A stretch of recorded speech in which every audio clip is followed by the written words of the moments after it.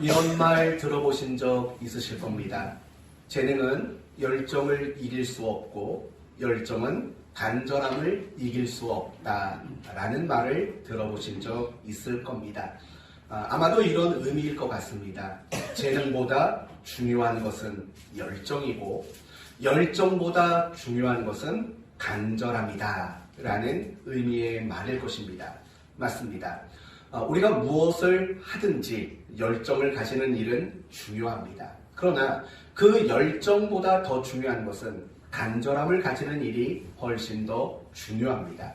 따라서 우리가 무엇을 하든지 간에 그 일 가운데 간절함을 가지는 것은 굉장히 중요한 자세이며 태도일 것입니다.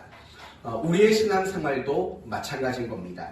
우리들이 신앙생활을 잘하기 위해서는 열정이라는 게 있어야 합니다. 그러나 그 열정보다 더 중요한 것은 우리의 신앙생활 속에 간절함을 가지는 일이 훨씬 더 중요한 일일 것입니다. 왜냐하면 간절함이야말로 우리를 열정적인 사람이 되도록 만들고 그리고 그 간절함이 우리를 성장하게 하고 우리를 부요하도록 만들기 때문인 겁니다. 오늘 본문 역시 고라 자손들이 가지고 있었던 그 간절함이란 그 신앙의 모습들을 우리에게 소개해주고 있습니다. 그러므로 오늘 말씀을 통해서요, 나는 과연 간절함이 있는 신앙인가 이것을 먼저 점검해 보시고 또 두 번째는 간절함은 왜 중요한가를 생각해 보시고 세 번째는 어떻게 하면 우리가 이 간절함을 다시 회복할 수 있는가라는 부분을 함께 생각해 보려고 합니다. 먼저 시편 42편에 대해서 먼저 간단하게 살펴보도록 합시다.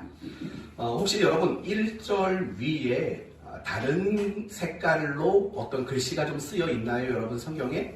뭐라고 쓰여 있죠? 그것만 있나요? 제2권. 그렇죠? 제2권. 써 있나요? 이거는요. 고라 자손의 마스길. 이것도 있나요? 이거 없는 분들은 좀 더 좋은 성경으로 예, 맞습니다. 시편 42편부터 시작되는 모든 시들이 제2권에 속한 시들이라는 겁니다. 그리고 시편 42편은 고라 자손 중 누군가가 기록한 시라는 뜻이고 그 시의 장르가 마스길이라는 겁니다. 마스길. 다시 말하면 마스길이란 어떤 교훈집, 교훈 이런 것을 마스길이라고 말합니다. 물론 이 마스길이라는 말 가운데에는 다른 의미도 있지만 가장 대표적으로 쓰여지는 것이 교훈이라는 거예요. 교훈. 그러니까 결국 오늘 본문은 무엇이냐? 시편의 두 번째 권의 첫 번째 시로서 고라 자손 중 누군가가 기록한 신앙 교육을 목적으로 한 마스길 시다. 이렇게 정리할 수 있습니다. 그렇다면 이제 하나씩 풀어가 봅시다. 과연 고라 자손은 어떤 사람들일까요? 여러분이 알고 있는 고라 자손은 어떤 사람이지요? 가장 먼저는 레위 지파에 속한 사람들입니다. 레위의 가문에 해당되는 사람들입니다. 그리고 이들은 주로 어디에서 직무를 감당한 사람들이냐면 성전에서 직무를 감당했던 사람들입니다. 그리고 성전이 없었던 시대에는 뭐가 있었습니까? 성막이 있었죠. 회막이라는 것이 있었죠.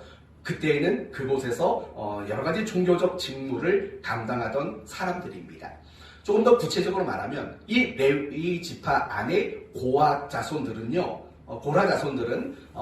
제사장을 도와주는 역할을 했습니다. 제사장들을 도와서 제사를 드리는 역할 또는 성전 안에서 음식을 맡아 만드는 요리라는 역할도 맡았던 사람들입니다. 그리고 다윗 시대에 와서는요, 이 고라 자손들은 성전 안에서 악기를 연주한다거나 아니면 성가대를 조직해서 하나님을 찬양하는 이런 음악적인 역할도 담당했던 사람들입니다. 그리고 간혹 이 고라 자손들은 성전의 문을 지키는 성전의 문지기의 역할도 감당했던 사람들이 바로 이 고라 자손들의 사람들입니다. 그러니까 이 고라 자손들은 성전 안에서 굉장히 다양한 종교적 직무를 수행하던 사람들이다. 이렇게만 아시면 됩니다. 그런데 오늘 이 시편 42편은 뭐라고 말했습니까? 마스길이라고 말했습니다. 마스길. 여러분, 마스길이 어떤 의미가 있다고 그랬죠? 교훈이라는 뜻이에요. 그러니까 이 시편 42편을 통해서 무엇인가를 교훈하기 위한 목적을 가진 시다라고 볼 수 있다는 거죠. 그렇다면 과연 이 고라 자손이 이 시를 통해서 무엇을 교훈하기를 원했는가? 이 부분도 우리가 생각해 봐야 합니다. 그러기 위해서 우리가 먼저 알아야 할 것이 있습니다. 과연 이 시편 42편은 언제, 어디서 기록된 시인가? 이걸 먼저 알아야죠. 대부분의 학자들은 이 시편 42편의 최초의 저자는 다윗이라고 생각을 합니다. 다윗. 여러분, 다윗의 한 일화 중에 이런 이야기 하실 겁니다. 네 번째 아들 압살롬이 반역을 일으킵니다. 그래서 다윗은 성에서 그리고 성전에서 쫓겨나 도망가게 됩니다. 여기저기 도망다니는 그런 신세가 되고 말았습니다. 그 결과 이 다윗은 예루살렘 성과 성전을 굉장히 그리워했습니다. 그때 지어졌던 시가 바로 오늘 본문이라고 주장하는 사람들이 있습니다. 그리고 그 시가 전해지다가 훗날, 더 정확히 말한다면 BC 586년 남유다가 바벨론에 의해서 멸망을 당합니다. 그리고 그 시기에 예루살렘의 성전도 파괴가 됩니다. 그리고 많은 사람들이, 이 고라 자손을 포함한 많은 유다 사람들이 바벨론으로 포로로 끌려갑니다. 거기서 그 성전을 그리워하면서 고라 자손들이 다시 불렀던 시가 바로 그 다윗의 시라는 겁니다. 그래서 이 시의 가장 첫 출발은 다윗이 압살롬에게 쫓겨 도망다니며 성전을 그리워했던 데서 시작된 시가 이제 훗날 바벨론 포로로 끌려간 고라 자손들이 그 성전에서 수종드는 일들을 그리워하며 그것을 간절히 애타게 여기며 불렀던 시가 바로 이 시편 42편이다. 이렇게 여러분이 그 배경을 이해하시면 됩니다. 이런 배경을 가지고 한번 각 구절을 간단하게 설명해 드릴게요. 1절과 2절을 여러분이 한번 읽어봐 주십시오. 1절과 2절 시작. 하나님이여 사슬이 찢는 것을 찾기에 발굽하는 같이 내 영혼이 주를 찾기에 발굽하나이다. 내 영혼이 하나님 곧 살아계시는 하나님을 갈망하나니 내가 어느 때에 나아가서 하나님의 얼굴을 배울까. 여러분, 이 말씀은 이런 뜻인 거죠. 내가 지금 하나님께 간절히 예배를 드리고 싶습니다. 그러나 그 예배를 드릴 수 없습니다. 왜요? 지금 그들은 바빌론의 포로로 끌려갔기 때문이라는 겁니다. 3절도 한번 읽어보십시오. 시작. 사람들이 내게 내 하나님 어디 있느냐 내 눈물이 죄로 내를 지키려도다. 이건 무슨 말일까요? 바벨론 사람들이 말하는 거죠. 내 하나님이 어디 있냐? 네 하나님이 어디 있느냐? 이런 조롱의 말을 듣게 되었다는 겁니다. 4절도 한번 읽어보십시오. 내가 제한 성령을 지은 우리와 동행하여 기쁨과 감사의 소리를 내며 그들을 하나님의 집으로 인도하였더니 이제 내 일을 기억하고 내 마음이 상하는도다. 무슨 말일까요? 바벨론으로 끌려가서 내가 예전에 성전에서 수종 들었던 일들, 성전에서 하나님께 예배를 드렸던 일들, 그걸 회상했다는 겁니다. 그런데 그 예전에 수종드리고 예배를 드렸던 그 일을 회상했는데 그 회상이 도리어 내 마음을 아프게 만들구나 라고 말하는 겁니다. 그 다음 보십시오. 5절 시작. 내 영혼아 내가 어찌하여 낙심하며 어찌하여 내 속에서 불안해하는가. 너는 하나님께 소망하라. 그가 나타나 도우심을 명하며 내가 여전히 찬송하리라. 어떤 내용일까요? 이런 말이죠. 지금은 하나님께 예배할 수 없고 도리어 내 하나님이 어디 있냐라고 조롱을 받고 있는 순간이지만, 그래서 눈물을 삼켜야 하는 절망스럽고 낙심스러운 상황이지만, 하나님은 우리를 다시 되돌리셔서 다시 하나님 앞에 예배하게 하는 날을 분명히 오게 하실 것이다 라고 고백하는 게 바로 5절의 내용이라는 겁니다. 그렇다면 여러분, 이 내용을 가지고 고라 자손들은 과연 어떤 것을 교훈하려고 했을까요? 첫 번째는 이런 겁니다. 위로와 격려라는 교훈을 하고자 했다라는 겁니다. 지금 바벨론 포로로 끌려갔습니다. 그리고 낙심하고 있습니다. 그들에게 이렇게 말을 하는 거죠.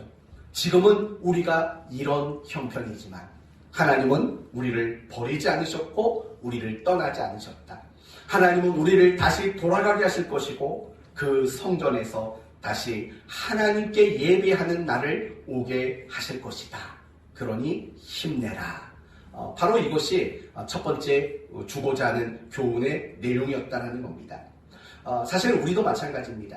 지금 여러분 가운데 힘들고 지치고 낙심하고 계신 분이 계십니까? 오늘 이 시를 기록한 그 누군가처럼 눈물을 음식 삼으신 분이 혹시 계십니까? 그렇다면 기억하십시오. 하나님은 여러분을 내버려 두지 않습니다.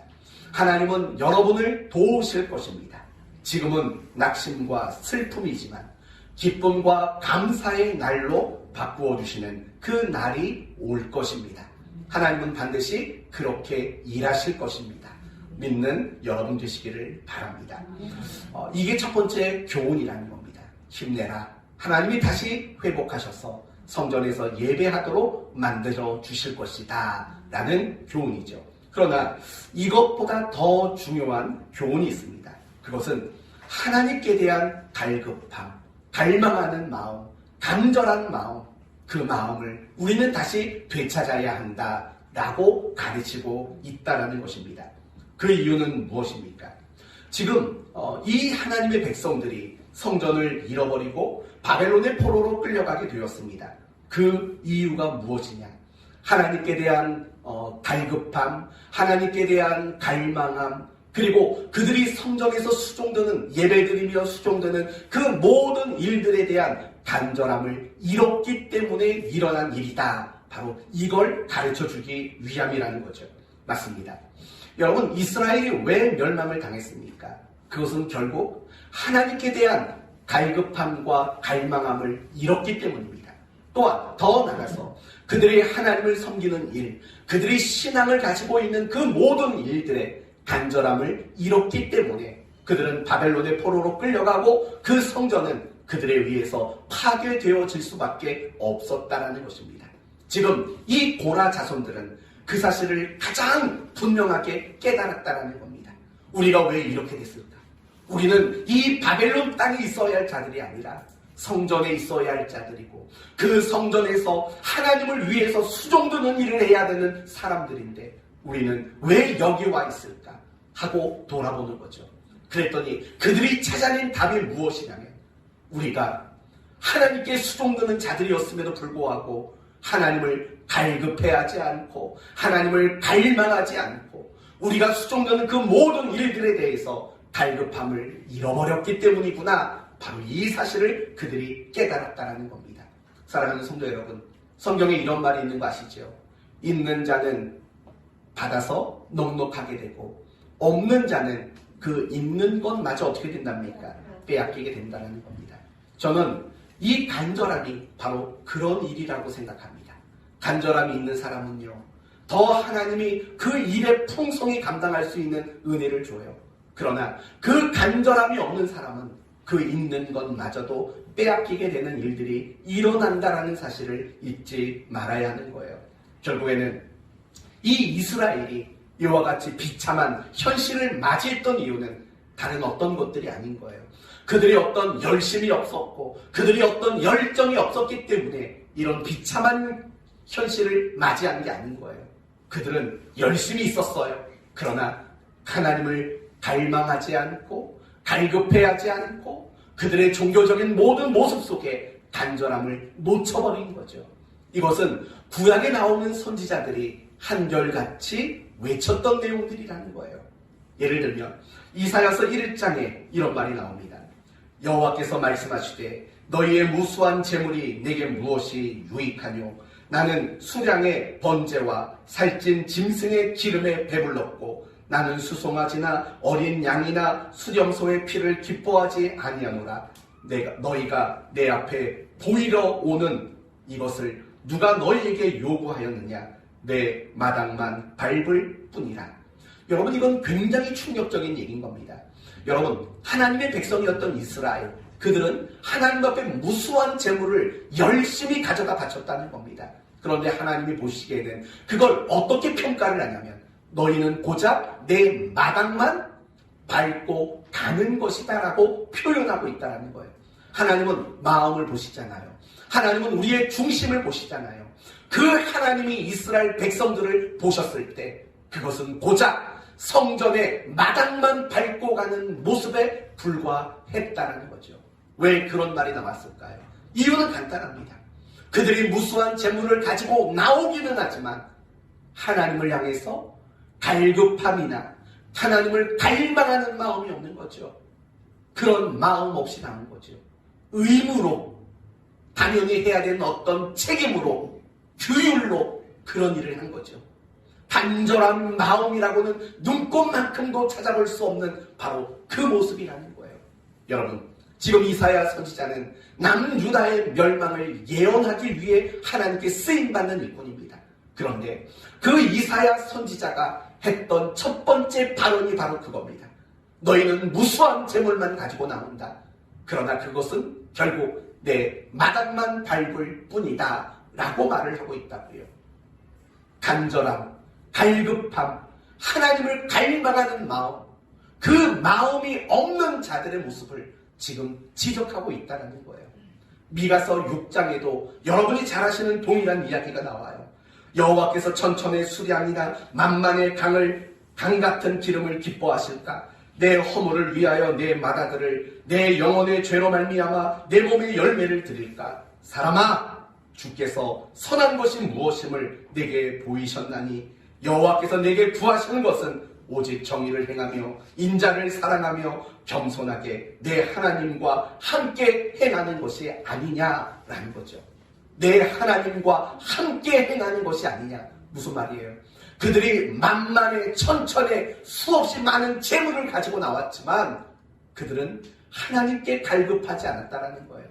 그들은 하나님께 갈망하는 마음, 간절한 마음은 없었다라는 거예요. 단지 천천만만으로 표현되는 많은 재물만 갖다 바쳤을 뿐이다 라는 거죠. 지금 고라 자손들이 성전이 무너지는 것을 보고 바벨론에 끌려간 그 직후에야 비로소 그들의 잘못이 무엇인가를 깨달았다는 거예요. 아, 내가 하나님을 갈망하고 내가 하나님을 갈급해하는 마음이 없었구나. 내가 성전에서 수종되는 그 일을 향해 간절함이라고는 하나도 없었구나. 그게 우리가 이렇게 된 이유이구나 라는 것을 깨달았다는 거예요. 그리고 이 시를 읽는 자신의 후손들 그리고 많은 사람들에게 그걸 가르쳐주기 위한 것들이라는 거죠. 이스라엘이 왜 이렇게 됐냐? 그건 재물을 안 드려서가 아니고 열심과 열정이 없어서가 아니고 하나님을 갈급해하지 않고 갈망하지 않고 신앙생활 속에 갈급함을 담아두지 않았기 때문이다.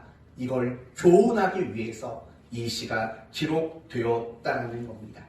사랑하는 성도 여러분, 세월이 참 빠르죠. 벌써 2022년도의 두 번째 주일이 되었습니다. 여러분은 지난 며칠간 무엇을 그토록 간절히 바라며 사셨습니까? 여러분은 도대체 무엇을 간절해하면서 지난 한 주간을 살아오셨습니까? 혹시 여러분이 가장 간절했던 것이 하나님이십니까? 이걸 점검해 봐야 된다는 겁니다. 더 구체적으로 여러분에게 묻습니다. 여러분은 하나님께 대한 갈망하는 마음 있으세요? 여러분은 하나님께 갈급한 마음 있으세요? 여러분의 머릿속에 온통 하나님에 대한 생각으로 가득 차 계십니까? 여러분의 가슴은 하나님을 향한 마음으로 불타오르고 계십니까? 여러분은 하나님을 향한 마음, 하나님을 위한 마음으로 항상 충만해져 있으십니까? 어때요? 하나님을 향한 그 갈급함, 갈망함, 간절함 이런 것들을 가지고 계십니까? 또 묻습니다. 우리는 이 시간 예배하고 있습니다. 예배하는 이 시간 간절함은 좀 있으세요? 하나님을 향해서 간절한 마음이 여러분의 마음속에 있으십니까? 여러분은 지금 신앙생활하면서 그 신앙생활 속에 간절함이 담겨져 있다고 생각을 하십니까? 어떠세요? 혹시 멸망당한 이스라엘 백성들의 모습은 아닙니까? 뭔가 교회에서도 자주 보이고 뭔가 하는 건 많은데 그 속에 정작 하나님께 대한 갈급함과 갈망함은 없고 신앙생활은 빈번히 하는 것 같은데 신앙 안에 사는 것 같은데 간절함이라고는 도무지 찾아볼 수 없는 그런 모습은 혹시 아니십니까? 사랑하는 성도 여러분, 이건 가볍게 넘어갈 문제가 아니에요. 여러분이요, 지금 이 순간 반드시 점검하셔야 돼요.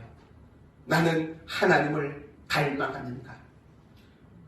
나는 하나님을 향해 갈급한가? 내 마음속에는 정말 간절함이 늘 담겨져 있는가? 이걸 우리는 반드시 점검해야만 합니다. 왜 점검해야 하냐고요? 신앙생활 속에서 간절함을 가지는 일들은 너무나도 중요한 일이기 때문에 그렇습니다. 그 중요성을 여러분에게 세 가지로 설명을 드릴게요. 첫째, 간절함이란 내게 믿음이 있음과 그 믿음의 수준이 어느 만큼의 분량인가를 보여주는 증거가 되기 때문에 그렇습니다. 다시 더 쉽게 말합니다. 간절함이란 내게 믿음이 있는가 없는가를 보여주는 근거입니다. 그리고 더 나아가서 간절함이란 내 믿음의 수준이 어느 정도인가를 보여주는 가장 중요한 근거이기 때문이라는 겁니다. 마가복음 10장에 보시면 맹인 바디메오에 대한 이야기가 나옵니다.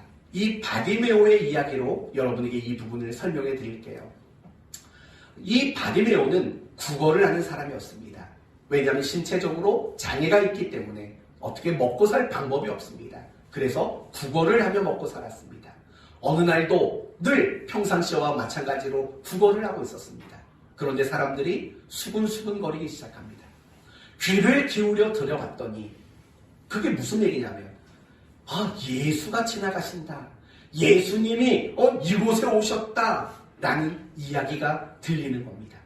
그러자 맹인은 사실은 예수님이 어디에 계신지 모르지 않습니까? 보이질 않으니까 소리를 지르기 시작합니다. 뭐라고 소리를 지르냐면 다윗의 자손 예수여 나를 불쌍히 여기소서 이렇게 외치는 겁니다. 그러니까 사람들이 꾸중을 하는 겁니다. 조용히 하라고. 너까지 게 지금 예수님의 이름을 부를 사람도 못 된다고 핀잔을 주고 조용히 하라는 겁니다.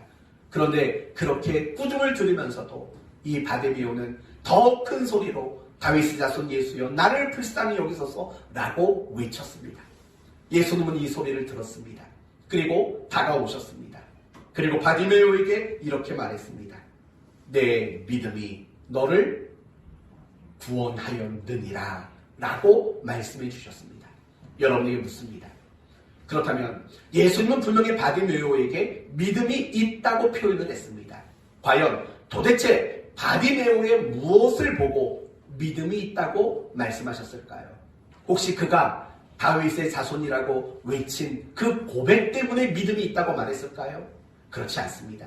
왜냐하면 예수님이 예루살렘에 입성하실 때 굉장히 큰 군중들이 한결같이 외쳤던 말이 뭐예요? 호산나 호산나 다윗의 자손으로 오시는 이여 라고 외쳤습니다. 그렇다면 그들은 모두가 믿음을 가진 사람들이었을까요? 아닙니다. 며칠 뒤 예수님이 빌라도에게 재판을 받았을 때 그렇게 호산나 호산나 다윗의 자손이라고 외쳤던 그들이 빌라도에게 뭐라고 말했냐면 예수를 십자가에 못 박으소서 못 박으소서라고 외치는 자들이 됐다는 겁니다. 다윗의 자손이라고 고백한 그 고백이 그들의 믿음을 증명하는 근거는 되지 못했습니다. 바디메오도 마찬가지였을 겁니다. 그가 다윗의 자손이라고 외쳤기 때문에 그걸 믿음이라고 말하진 않았을 겁니다. 그렇다면 도대체 예수님은 이 바디메오에 무엇을 보고 믿음이 있다고 여기셨을까요? 그것은 간절함이라는 거예요. 바디메오에게 있는 그 간절함, 갈망함, 갈급함, 바로 그걸 보고 말씀하신 거죠. 사랑하는 성도 여러분, 우리를 꼭 알아야 될 것이 있습니다. 그것은 믿음은 눈에 보이지 않는다라는 겁니다. 당연히 알죠. 믿음은 눈에 보이지 않아요. 그러나 반드시 믿음은 나타나고 증명되어져야 합니다. 어떻게 나타나고 어떻게 증명되어야 합니까? 반응과 행위로 나타나고 증명이 되어야 합니다. 그게 바로 진짜 믿음인 겁니다. 믿음은 확신이 아닙니다. 믿음은 신념에 머무르는 게 아닙니다. 믿음은 반드시 반응으로 나타나야만 하는 겁니다. 그래서 히브리서 11장 말씀을 보시면 믿음으로 아벨은, 믿음으로 노아는, 믿음으로 아브라함은 이렇게 이야기하면서 그 다음에 나오는 이야기들이 뭐예요? 무언가를 반응하고 무엇인가를 나타내 보이는 모습으로 그들의 믿음을 설명하고 있다는 거죠. 마찬가지예요. 믿음은 반드시 어떤 행위로 나타나야 합니다. 어떤 반응으로 나타나야 합니다. 그러나 더 중요한 것은 무엇이냐면 내 안에 믿음이 생기고 이 믿음이라는 것이 어떤 반응과 어떤 행위로 나타나기 이전에 먼저 나타나는 일이 있다는 거예요. 그게 뭐냐면 간절함이 먼저 생겨나요. 간절함, 갈급함, 갈망함, 이게 생겨나고 그 다음에 내 몸이 움직이는 행위와 어떤 반응으로 우리의 믿음은 나타나게 되어 있다는 거예요. 다시 말하면 이런 말인 거예요. 믿음은 반드시 어떻게 나타나느냐? 간절함으로 믿음은 나타나게 되어 있다는 거예요. 여러분 한번 생각해봐요. 믿음을 가졌는데 갈급함, 간절함 이런 것들이 없는 믿음이 있을 수 있을까요? 그럴 수 없다는 거예요. 반드시 내 안에 믿음이 있느냐 없느냐의 문제는 갈급함이 보여지게 돼 있어요. 그리고 더 나아가서 내 믿음의 수준, 나의 믿음의 상태 이런 것들도 역시 간절함으로 나타나고 증명이 된다는 거예요. 그렇기 때문에 나의 신앙을 점검하는 정말 중요한 기준은 뭐냐? 내가 신앙생활을 하는 가운데 나에게는 간절함이라는 것이 있는가? 이건 굉장히 중요한 내 신앙을 점검하는 시금석과 같다라는 거예요. 사랑하는 성도 여러분, 여러분 안에 이 간절함이 있는지를 생각하셔야 돼요. 내가 예배를 드릴 때든 아니면 말씀을 읽고 묵상할 때든 아니면 기도할 때든 아니면 내가 봉사의 일을 할 때든 내가 정말 그 일에 대한 간절한 마음이 있는가? 그것이 여러분의 신앙의 상태라는 거예요. 만약에 여러분의 마음속에 간절함이라는 것이 있다면 여러분은 건강한 모습으로 신앙생활하고 있는 거예요. 그러나 반대로 그런 간절함이 없다면, 갈급함이 없다면 우리의 신앙은 지금 어떤 병에 걸려있는 상태와 하나도 다르지 않다라는 거예요. 그래서 갈급함이란 중요한 거예요. 그래서 간절함이란 중요한 거예요. 나의 신앙을 점검하는 너무 중요한 기준이 되기 때문인 거예요.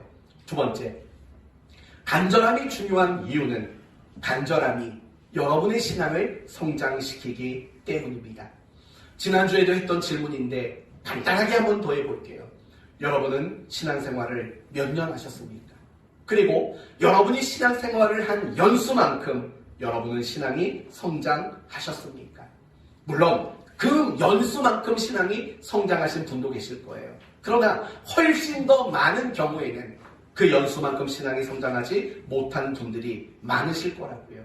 성경의 표현을 빌려보면 이런 말이 되는 거죠. 먼저 된 자가 나중되고 나중된 자가 먼저 되는 일이 많다라는 그 말씀이 결국 그거잖아요. 내가 신앙의 연수가 많다고 해서 무조건 신앙이 다 좋다 이렇게 말할 수 없는 거죠. 그렇다면 이제 생각해 봅시다. 우리의 신앙의 연수는 내 나이만큼이나 잘 쌓여져 가고 있습니다.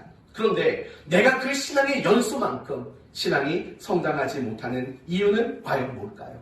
열심이 없었기 때문일까요? 그럴 수도 있어요. 그러나 열심이 있는데도 불구하고 신앙의 연수만큼 우리의 신앙이 성장하지 못하는 경우가 분명히 있다라는 거예요. 여러분, 열심이 똑같으면 신앙의 수준도 똑같을까요? 그렇지 않다라는 거예요. 제가 여러분에게 반문해 보겠습니다.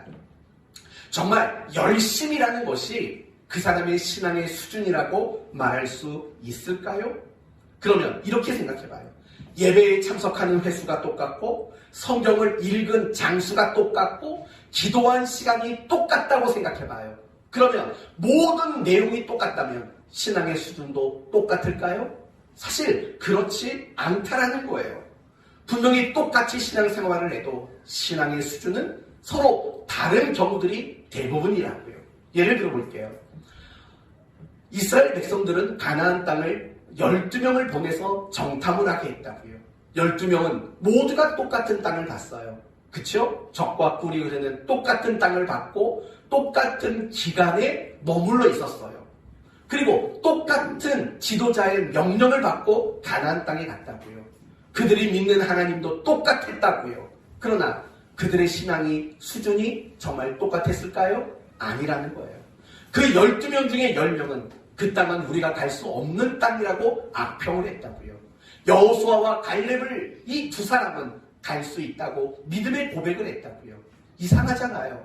똑같은 시간에 똑같은 장소에 있었다고요. 그런데 왜 10명은 악평을 하고 왜 2명은 긍정적인 고백을 할 수 있게 되었을까요? 무엇의 차이가 그렇게 만들었을까요? 결국은 믿음의 차이인 거죠. 그리고 그 믿음은 반드시 무엇으로 나타난다고 했습니까? 간절함으로 나타난다고 했어요. 그건 그 땅에 대한 간절함의 차이가 만들어낸 거예요. 그 10명은 사실 가나안 땅을 보고 왔지만 간절함이 없는 거예요. 약속의 땅이라는 간절함이 없는 거죠. 그러나 여호수아와 갈렙은 달랐어요. 그 땅을 볼 때마다 하나님이 주시기로 한 약속의 땅이라는 간절한 마음을 가지고 그 땅을 본 거죠. 그러니까 서로 평가하는 내용이 달라질 수밖에 없는 거죠. 예수님의 12명의 제자를 생각해봐요. 그들은 3년간 똑같은 스승에게서 똑같이 생활하면서 똑같은 말씀을 배웠다고요. 그러면 그 12명의 신앙의 수준은 모두 똑같았을까요? 그렇지 않다고요. 그 중에 한 명은 예수님을 판자가 나왔다고요. 이상하지 않아요? 똑같은 연수에 똑같은 걸 배웠고 똑같은 자리에 있는데도 불구하고 신앙의 수준이 그렇게 차이가 난다고요. 이 모든 것들의 차이를 만드는 원인이 결국은 무엇일 것 같아요? 바로 간절함의 차이라는 거예요. 오늘 우리도 마찬가지인 거예요. 오늘 우리도 사랑하는 교회 예배당이라는 같은 장소에 있어요. 그리고 같은 시간에 있어요. 그리고 같은 본문을 보았고 같은 찬송을 불렀어요. 그리고 저에게 똑같은 말씀을 듣고 있다고요. 혹시 여러분 이쪽 줄 다르게 들리고 이쪽 줄 다르게 들리고 그러시나요? 아니잖아요. 똑같은 목사에게 똑같은 내용의 설교를 다 듣고 있다고요. 그러면 이렇게 생각해봐요. 그러면 여기서 모든 게 다 똑같으니까 여러분이 이 시간 똑같은 은혜를 받고 있을까요? 똑같은 신앙의 유익을 얻고 있을까요? 아니라는 거예요. 이상하잖아요. 아니 왜 똑같은데 왜 신앙의 유익이 다르고 은혜 받는 것이 다를까요? 무엇이 그걸 차이나게 만들까요? 결국은 간절함이 이 모든 것을 차이나도록 만든다는 거예요. 신앙의 연수, 저는 그걸 무시하지 않아요. 왜냐하면 짬밥이라는 게 있는 거 여러분 그거 무시할 수는 없는 거예요. 그러나 그 신앙에 짬밥이 있다고 무조건 신앙이 성장했다 이렇게 말할 수는 없는 거예요. 그러면 무엇이 결정해요? 간절함이 결정해요. 내가 얼마나 간절했는가, 그 신앙의 연수 안에서 내가 간절함을 발휘한 것들은 과연 시간이 얼마나 되느냐. 결국 그런 것들이요 내 성장의 수준을 결정짓는 근거였다라는 거죠. 이게 가장 중요한 거예요. 항상 간절함은 우리의 신앙을 성장시키는 가장 중요한 근거가 되기 때문에 그래요. 내가 신앙생활을 오래 했지만 내가 신앙이 성장하지 않은 이유는 바로 여기에 답이 있는 거예요. 나는 간절함으로 임하지 않았어요. 예배는 수없이 나왔지만 그 예배 자리에 간절함이 없었고 성경은 맨날 펴서 읽고 있지만 그 성경 읽는 시간 간절함이 없었고, 내가 기도는 하지만 그 기도 안에 간절함이라는 것이 담겨져 있지 않는 거예요. 결국 간절함을 묻어내지 않는 시간들은 여러분을 성장시키지를 못해요. 간절함을 담아두지 않는 그 행위는 여러분의 신앙을 성장시키는데 큰 도움을 주지를 못한다는 거예요. 이유가 뭔지 아세요? 이유는 간절함이 내가 신앙생활을 하는 그 신앙생활을 훈련이 되도록 만들기 때문이라는 거예요. 리차드 포스터 목사님의 책 중에 영적 훈련과 성장이라는 책이 있어요. 그 책 안에 이런 표현이 나와요. 신앙 훈련이란 간절함을 가지는 것이다. 이런 표현을 했어요. 신앙 훈련이란 간절함을 가지는 것이다. 라는 거예요. 많은 성도들이 이런 이야기를 해요. 우리가 신앙이 성장하려면 우리는 훈련을 받아야 합니다. 라고 말을 해요. 저는 그 말에 동의해요. 우리가 신앙이 성장하려면 반드시 훈련을 받아야 돼요. 그러나 제가 동의하지 못하는 것은 이런 거예요. 그 훈련을 무엇으로 생각하냐면 어떤 일을 하는 것 또는 어떤 프로그램에 참여하는 것을 훈련이라고 생각한다고요. 다시 말하면 새벽에 나오는 걸 훈련이라고 생각해요. 성경을 읽고 큐티하는 걸 훈련이라고 생각해요. 또는 교회 안에서 진행하는 제자 훈련이든 온라인 성경 공부든 그 자체를 훈련이라고 생각한다고요. 아닙니다. 그 자체는 훈련이라고 말할 수 없어요. 그러면 무엇이 훈련이냐? 내가 하는 그 일에 간절한 마음을 담을 때 그 일이 바로 우리를 성장시키는 훈련이 된다는 거예요. 그러니까 이렇게 볼 수 있는 거예요. 여러분이 이 시간 예배에 나왔어요. 어떤 사람은 이 예배가 훈련일 수 있어요. 그러나 어떤 사람은 이 예배가 훈련이 아닐 수 있어요. 그저 고라 자손이 땅을 치며 후회했듯이 내가 그때는 왜 간절함이 없었을까? 바로 그 모습일 수도 있는 거예요. 마당만 밟고 가는 모습일 수도 있는 거예요. 뭐가 그것을 구분 짓냐면 간절함이 구분을 짓는 거예요. 이 시간이 여러분의 신앙을 성장시키는 훈련이 되도록 만드는 사람은요, 간절함이라는 게 있어요, 지금. 그러나 아무런 유익을 얻지 못하고 그저 마당만 밟고 가는 성도는 그 마음속에 간절함이라는 것이 담겨있지 않다라는 거예요. 이게 중요한 거예요. 간절함은 내가 하고 있는 그 신앙의 행위를 훈련이 되도록 만드는 것. 그게 바로 간절함의 가치이고 간절함의 역할이라는 거예요.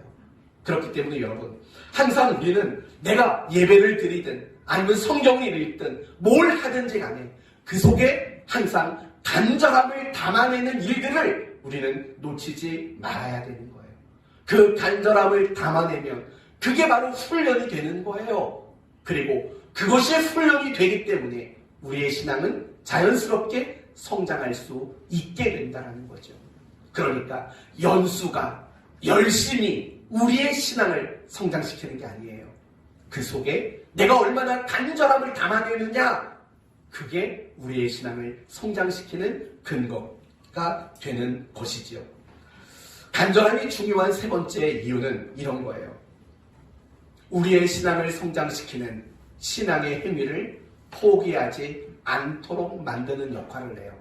간절함은요, 내가 신앙생활하는 거, 예배드리고 말씀 보고 기도하고 봉사하는 이 신앙의 행위를 결코 포기하지 않도록 만들어요. 그게 간절함의 역할이에요. 성도 여러분, 다시 한번 바디메오의 이야기를 한번 해봅시다.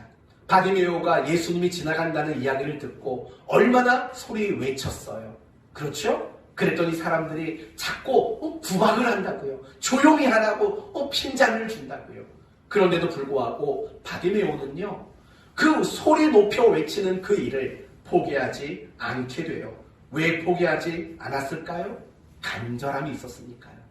예수님이 아니고는 눈을 뜰 다른 방법이 없다라는 간절함을 알기 때문에 그래요.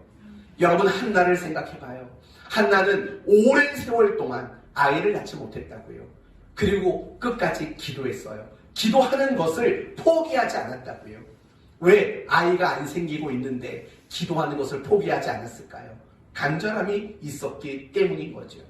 이처럼 간절함이란 내가 하고 있는 그 신앙의 행위들을 포기하지 않도록 만들어요. 가끔씩 성도들을 보면은요, 지금 감당하고 있는 그 일을 포기하는 사람들이 있어요. 놓아버리려고 하는 사람들이 있다고요. 왜 그런 줄 아세요? 그 일을 소중히 여기지 않아요. 그 일을 간절하게 원하지 않는 거예요. 간절함이 없는 거예요.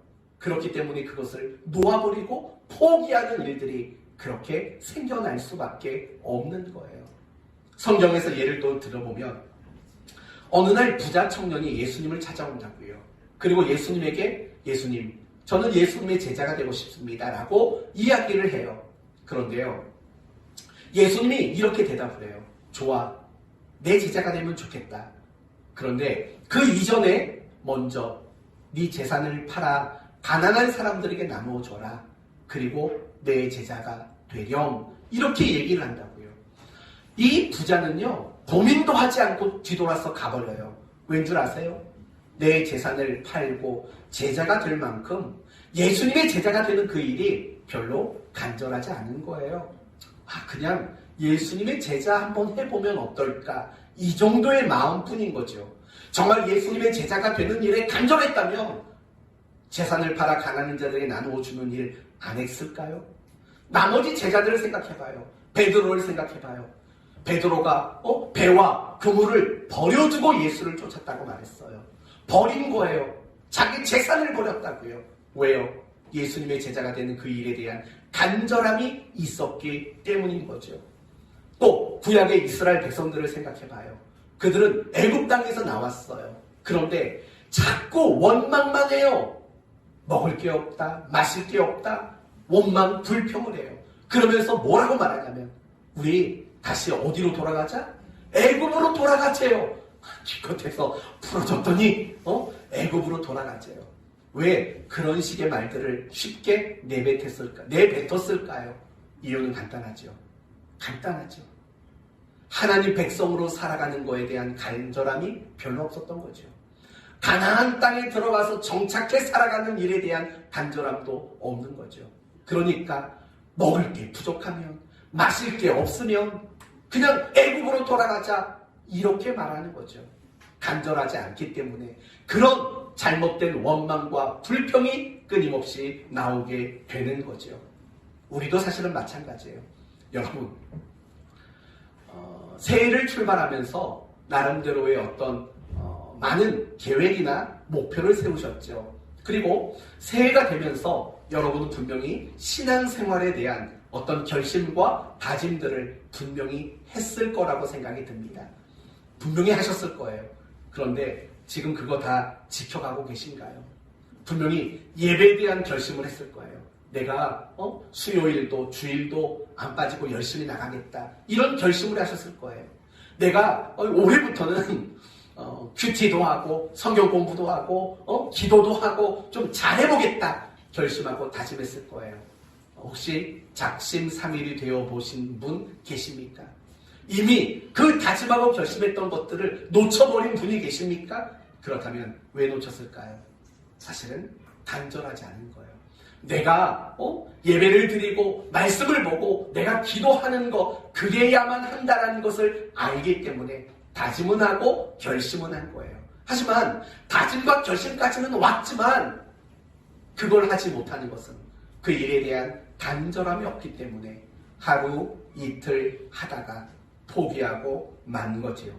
간절함이 사그라들면 사실은 우리의 신앙생활도 다짐도 결심도 놓치고 포기하게 되는 거예요. 이런 관점에서 본다면요, 신앙의 진정한 위기란 무엇일까요? 신앙의 진정한 위기, 사업이 안 되는 것도 아니고 생활비가 빡빡한 것도 아니에요. 신앙의 진정한 위기란 간절함을 잃어버리는 거예요. 그게 신앙의 가장 심각한 위기 상황이라는 거예요. 사랑하는 성도 여러분, 다시 한번 여러분은 생각하셔야 돼요. 나는 간절한 마음이 있는가? 나는 간절한 마음으로 예배하고 간절한 마음으로 성경 보고 기도하는가? 나는 간절한 마음으로 내게 맡겨진 그 사명들을 감당하고 있는가? 그 안에 정말 간절함이라는 게 있는가 한번 생각해 보셔야 돼요. 만약에 간절함이 있다면 미안한 얘기지만 지금 그런 모습은 아닐걸요. 정말 간절함이 있다면 지금 그 정도의 열정이 아닐걸요. 정말 간절함이 있다면 지금 그런 표정은 아닐 겁니다. 사랑하는 성도 여러분, 간절함이 없으면 신앙이 성장하지 못해요. 간절함이 없으면 내가 신앙생활하고 있는 그 모든 일들을 놓치는 게 많아지고 중단하는 게 많아지고 포기하는 게 갈수록 많아질 수밖에 없는 거예요. 결국 신앙의 싸움이 뭘까요? 하나님을 향한 갈급함, 갈망함, 놓치지 않는 싸움인 거죠. 신앙의 간절함을 놓치지 않는 싸움이 바로 진짜 영적 전쟁 아닐까요? 사탄은 끊임없이 우리를 갈망하지 않게 만들고 갈급해하지 않게 만들고 끊임없이 우리를 간절함을 잃어버리는 자로 우리를 미혹하고 흔들어 놓고 있는 거예요. 이제 여러분은 아실 거예요. 내 신앙이 왜 성장하지 않는지, 그리고 나의 신앙의 모습이 왜 이러하는지 답을 아실 거예요. 그 모든 답은 간절함이 없기 때문이에요. 하나님께 대한 갈급함과 갈망하는 마음 없기 때문이에요. 회복하셔야 돼요. 이 간절함을 회복해야지만 참 그리스도인답게 살 수 있어요. 이 간절함을 회복해야지만 여러분의 신앙이 날마다 성장해 가는 것들을 보게 될 거예요. 그러면 어떻게 해야 우리의 간절함을 회복할 수 있을까요? 간단하게 3가지만 말씀을 드리고 마치겠습니다. 첫째는 기도하랍니다. 기도하랍니다. 꼭 남의 얘기하듯이 하죠. 남이 한 얘기를 여러분에게 인용하는 거예요. 아까 말했던 리차드 포스터 목사님이 그랬어요. 간절함을 회복하기 위한 첫 번째 방법은 기도하는 거예요. 하나님, 간절한 마음을 주십시오. 하나님, 간절하게 하십시오. 라고 기도하는 것이라고 이야기를 합니다. 그리고 오늘 본문을 보면은 2번째가 참 중요한 방법이 있어요. 간절함을 회복하는 2번째 방법. 하나님께 대한 기대하는 마음을 갖는 거예요. 다르게 말하면 우리가 가진 신앙에 대한 어떤 기대하는 마음을 가져야 한다라는 거예요. 여러분, 오늘 본문의 고라 자손들을 보세요. 그들은 굉장히 간절해요. 어떻게 간절했어요? 사슴이 시냇물을 찾기에 갈급함 같이 내 영혼이 주를 찾기에 갈급하나이다. 내 영혼이 하나님 곧 살아계시는 하나님을 갈망한다. 이렇게 말을 한다고요. 그러니까 지금 이 고라 자손은 굉장한 간절함이 있는 거예요. 그러면 이 고라 자손들이 이렇게 간절한 마음을 가지고 있을 수 있었던 이유는 과연 뭘까요? 그건 하나님께 대한 기대하는 마음이 있었던 거예요. 5절을 보세요. 내 영혼아, 내가 어찌하여 낙심하며 어찌하여 내 속에 불안해하는가? 너는 하나님께 소망을 두라. 그가 나타나 도우심으로 말미암아 내가 여전히 찬송하리로다. 내가 다시 하나님을 찬송하게 될 날이 올 것이다 라고 말해요. 하나님께 대한 기대감, 다시 성전으로 돌아가 그 성전에서 수종될 거에 대한 기대감이 있는 거예요. 그 기대감이 결국은 우리를 간절하게 만드는 거예요. 우리가 신앙생활을 할 때 여러분 간절한 마음이 안 들 때가 있어요. 예를 들면 예배에 대한 간절함이 안 들어요. 맨날 예배 시간을 앞두면 갈등만 돼요. 오늘은 가야 될까 말아야 될까. 갈등이 든다고요. 왜 그런 갈등이 들까요? 예배에 대한 기대하는 마음이 없는 거예요. 만약에 여러분 예배에 대한 어떤 기대하는 마음이 있다면, 예를 들면 이런 거죠. 야, 오늘 예배를 드리면 하나님이 내 마음을 어떻게 만져주실까? 나의 상한 마음을 어떻게 만져주시고 나의 낙심한 마음을 어떻게 치료해 주실까? 하나님이 예배를 통해서 나를 어떻게 만나주실까? 여러분, 이 기대하는 마음이 있다면 사실은 예배 시간에 대한 그 간절한 마음이 회복될 수밖에 없는 거예요. 말씀과 기도 생활도 마찬가지예요. 왜 말씀과 기도 생활이 안 될까요? 기대가 없어요. 내가 성경을 읽으면 눈이나 아프고 잠이나 오지. 내가 기도하면 뭐 달라질 게 뭐가 있어. 여러분, 이런 식으로 기대하는 마음이 없는데 어떻게 말씀과 기도의 삶을 살아갈 수 있겠어요? 허나 반대로 생각해봐요. 내가 말씀을 볼 때마다 내 마음을 뜨겁게 하시는 거에 대한 기대, 내가 하나님의 뜻을 그토록 알고 싶었는데 말씀을 통해서 하나님의 뜻을 알려주실 것이라는 기대.